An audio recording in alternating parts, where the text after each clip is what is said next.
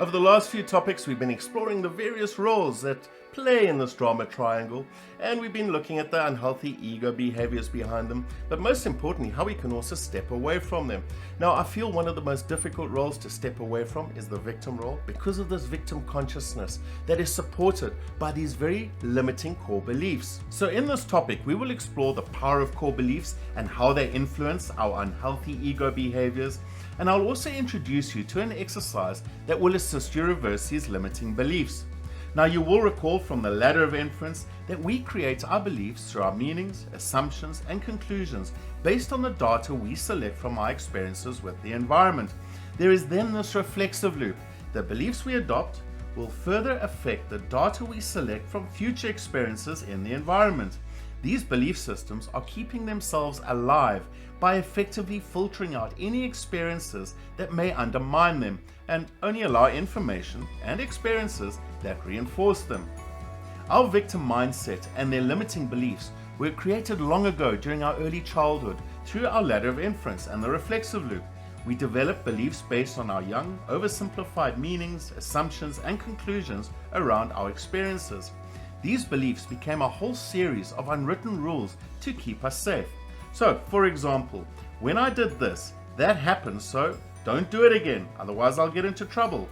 While some served us well and kept us safe from putting our hand on the hot plate because mom gave us trouble when we went near the stove or the oven, some were created around more non-lethal experiences. So, for example, that time I got into trouble for saying I wanted that toy.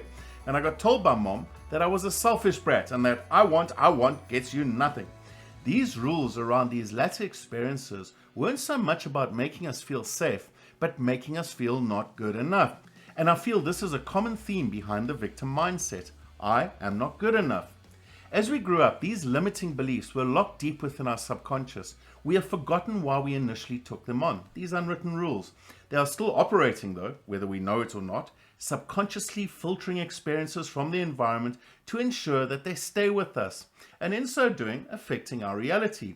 So, for example, if we got into trouble at a young age because we said something we shouldn't have, that belief would subconsciously say, it is dangerous to speak up honestly and openly, and we bring this belief with us into adulthood. Our belief system around this idea and the reflexive loop will make sure that we do not perceive anything in our reality to the contrary. That is, it's okay to speak up. And like a puppeteer, it takes over our actions, inducing us to deceptive and manipulative unhealthy ego behaviors to get what we want, such as passive aggressiveness, people-pleasing, or displaying more overtly aggressive behavior, which all lead to the drama game. Now, because these beliefs are hidden out of sight within our subconscious, we cannot see them influencing our behavior. We are basically living in the beliefs, or another way of putting it, they are the box in which we live, and we cannot see this box. Another way they keep alive in our subconscious is to use our thoughts that feed them, through our meanings, through our assumptions and conclusions in this ladder of inference, and through our inner voices. As you work with the ladder of inference and the inner voices, you'll start to see the common patterns of thoughts, which will help you identify the underlying limiting beliefs behind them. Now, we have provided a list of limiting beliefs that affect our victim consciousness in exercise 1 of workbook 4. In this exercise, you are challenged to identify certain limiting beliefs that you have taken to be true. It requires you be completely honest with yourself. You cannot change any belief that first you do not notice and own as something that is yours. You see, when you own your belief, you can then begin to work on reversing it. Now go through the list we have provided in the exercise and check the ones that are familiar to you or somewhat familiar. These are certainly not the only ones that exist in the world, so please feel free to write any others down that you notice you have which are not on the list.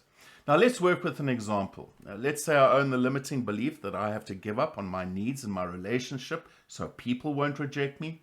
Now the next step is to then consider the impact that this limiting belief has on my life, my personal happiness, and how it impacts on my communication in the drama game. So when I look at this limiting belief, when I believe this is true, I end up doing everything for everyone else, and I ignore what I want out of life or out of that relationship. I end up feeling energetically drained and angry, and I get to a point that I lash out at those I love or those around me.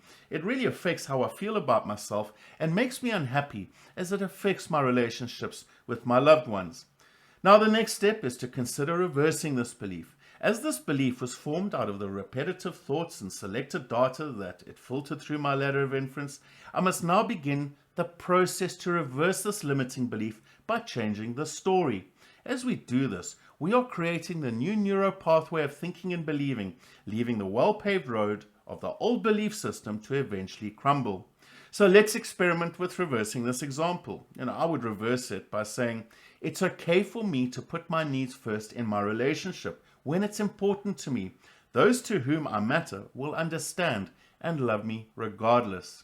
Now, there are many different ways you can reverse a belief or express its opposite. Just play around and you'll feel what is right for you. Once you have finished the reversal, ask yourself if the reversed version is or could be more true than the original. This is where you must watch out for that saboteur that will say, "You wish," or "Who do you think you are?" Try and feel the truth in this reverse statement. The truth for me in this reverse statement is that, yes, it is okay for me to put my needs first when it is important to me. And yes, there are people to whom I matter that will understand regardless. Now, you can write your reverse belief statements down and keep them in a prominent area for you to read and remind yourself as often as possible. They will become your personal positive affirmations, which reprogram the subconscious as you repeat them. This is where you're now holding the pen and writing your own rules. Now, for me, the final step is to have the courage and to make a change to your behavior based on this reverse statement.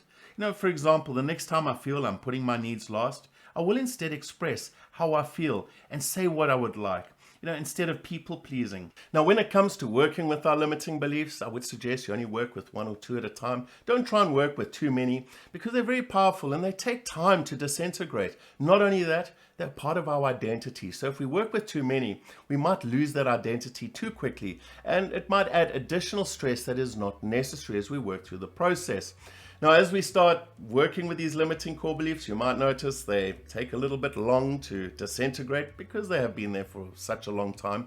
And I think this is summed up in Portia Nelson's poem, "There's a Hole in My Sidewalk." Chapter 1 of my life, I'm walking down the road, there's this hole in the sidewalk, I don't see it, and I fall in. It's not my fault, I'm lost and I'm helpless, and it takes forever, but I eventually get out. Chapter 2 of my life, I'm walking down the road, there's this hole in the sidewalk, I pretend not to see it, and I fall in. Why am I back in the same place again? It's not my fault. And again, it takes a long time, but I eventually get out. Chapter 3 of my life, I'm walking down the same road. There's this hole in the sidewalk. I notice it, but I jump in. I can't help myself. It's a habit. I'm back here again, but I am accountable for where I am. It doesn't take as long, and I eventually get out. Chapter 4 of my life, I'm walking down the same road. There's this hole in the sidewalk, and I walk around it. And finally, chapter 5 of my life, I take a brand new road. And I think this really sums up the process in terms of working with our limiting core beliefs. Now, in the next topic, I'll bring it all together with you in terms of the drama that can play out with all the various roles. And then I'll also introduce you to the Coke machine effect. This is a way that the other players might want to use to suck you back into the drama game. So it's really useful to know about this Coke machine effect. Now, as we finish off this topic, I leave you with a wonderful quote by Louise Hay. "If you accept a limiting belief, then it will become a truth for you." So I will see you in the next topic, and until then, take care and stay aware.